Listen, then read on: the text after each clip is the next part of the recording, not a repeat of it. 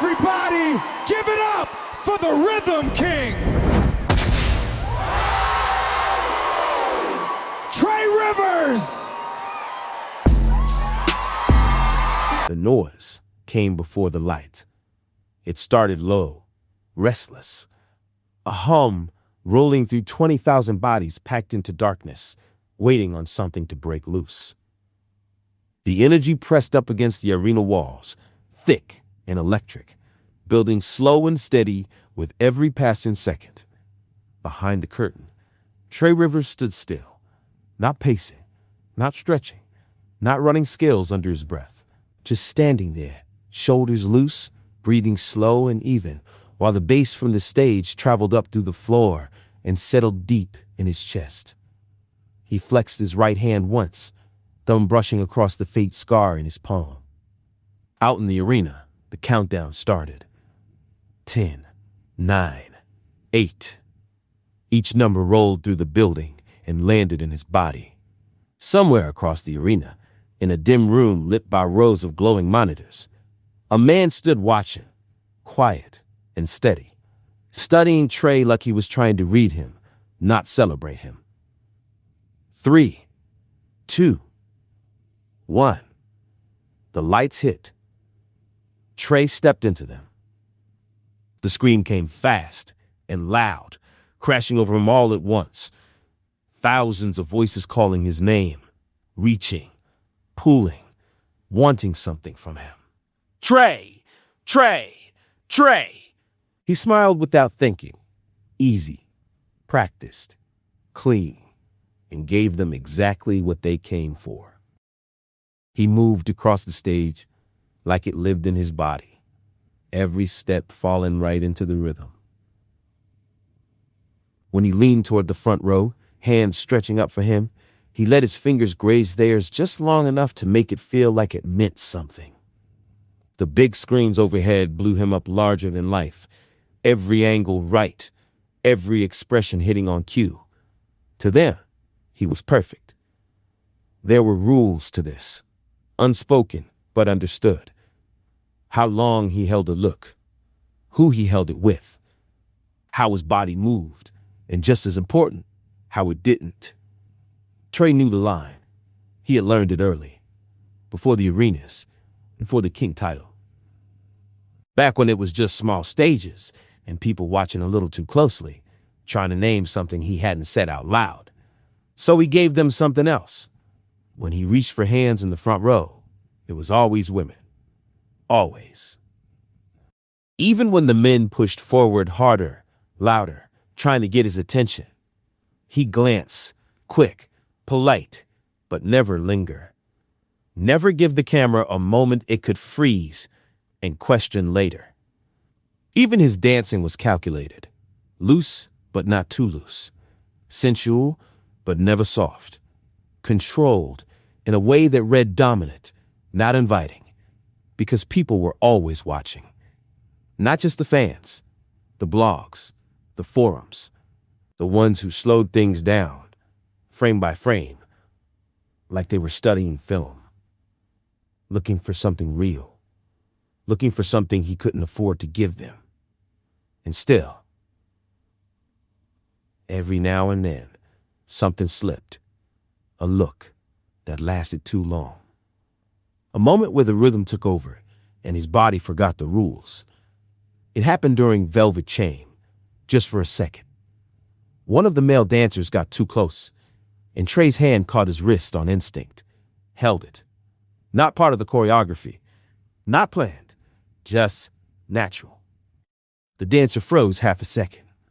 Trey felt it immediately, felt the cameras, felt the shift, and just like that, he turned it into something else, spun it, released him, smiled wide, played it off like it was all part of the show.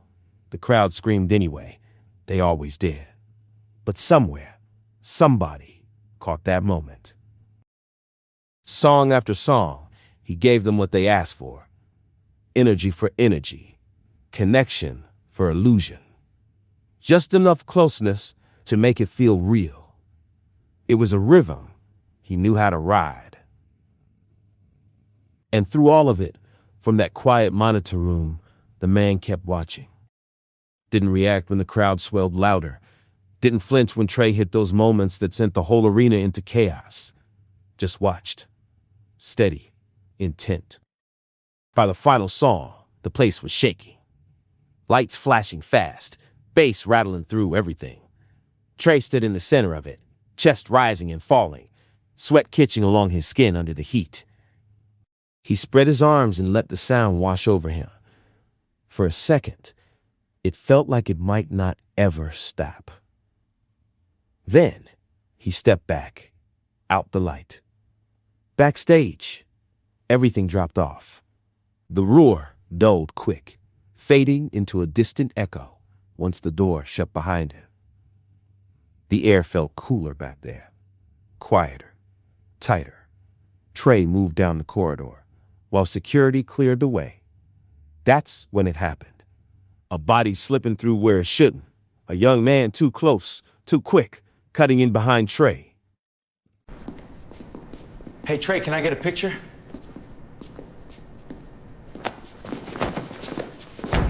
Hey, not too rough. Let me do my job. Once the noise thinned and the bodies fell back, he finally slipped out of sight. That's when his body gave a little.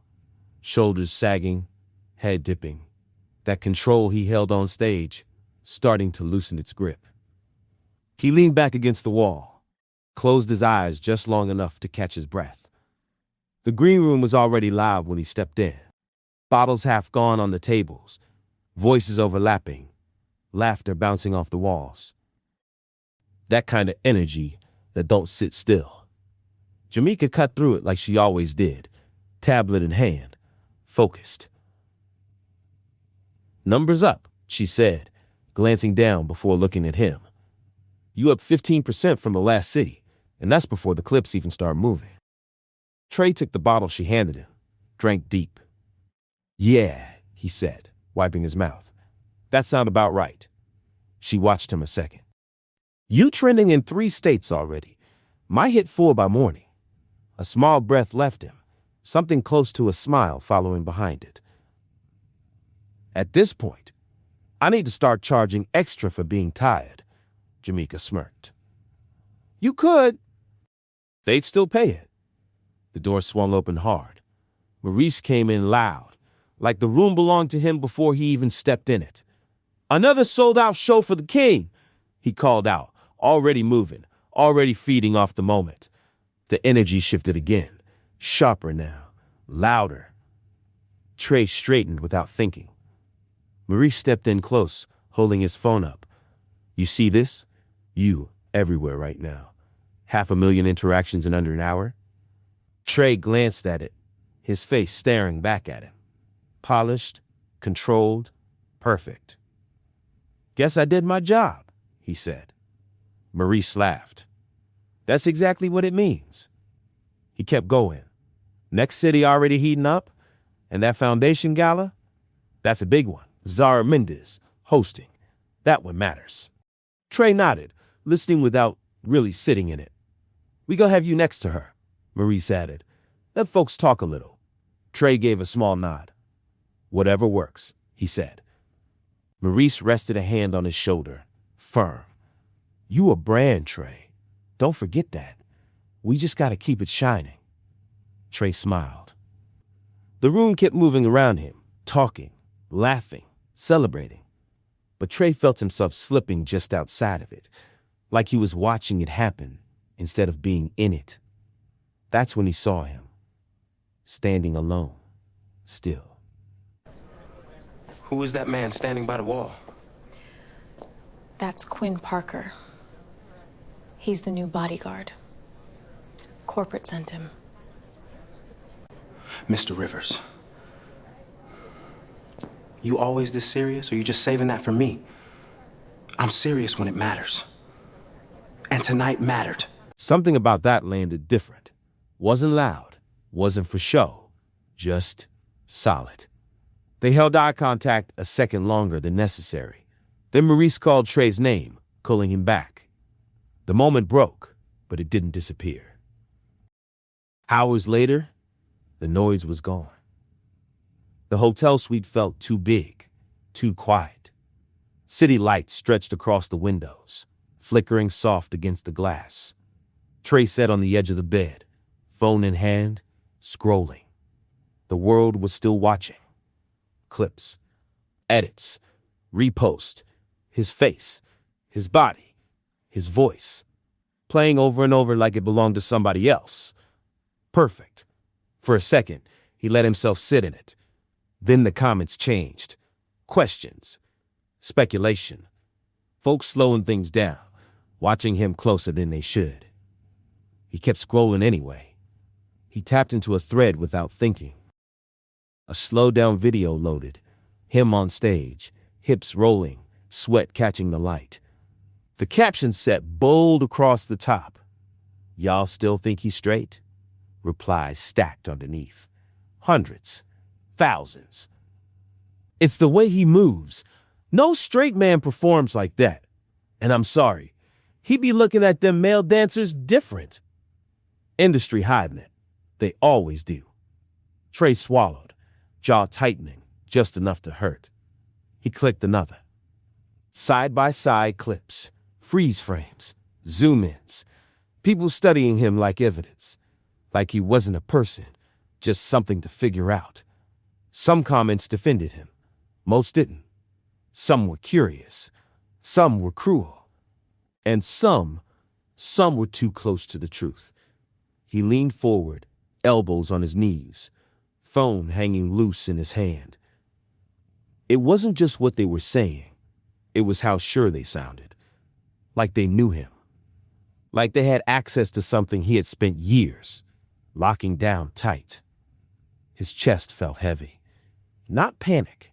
Something quieter. Something worse. Exposure. The kind that didn't come all at once. Just little cracks forming in places nobody else could see yet. But they would. Eventually. They always did. He rubbed a hand over his face, exhaling slow. Maurice's voice echoed in his head. "You're a brand." Then Jamaica's voice. "They love you." And underneath both of them, something else. A question he never let himself sit with too long. What happens when they don't? He tossed the phone onto the bed like it had burned him. But the silence didn't help. Because now the thoughts were louder. No comments to scroll past. No distractions. Just him and the truth sitting right there in the room with him.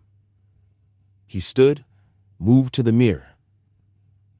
Looked at himself for real this time. Makeup worn down. Edges of the performance slipping off. He pulled that smile up, the one they love. Held it, then let it drop. The difference hit quick. He turned away, grabbed his notebook, sat back down. The pen hovered for a second before he started writing.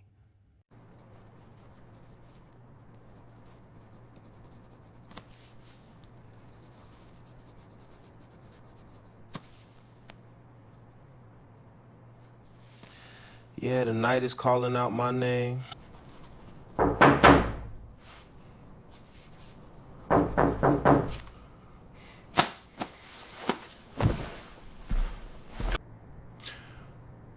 You left the stage early. You keeping tabs on me now? That's the job. You missed a step. No, you always watching that close? Close enough. Something shifted. Quiet, but real. For the first time that night, Trey wasn't the one in control.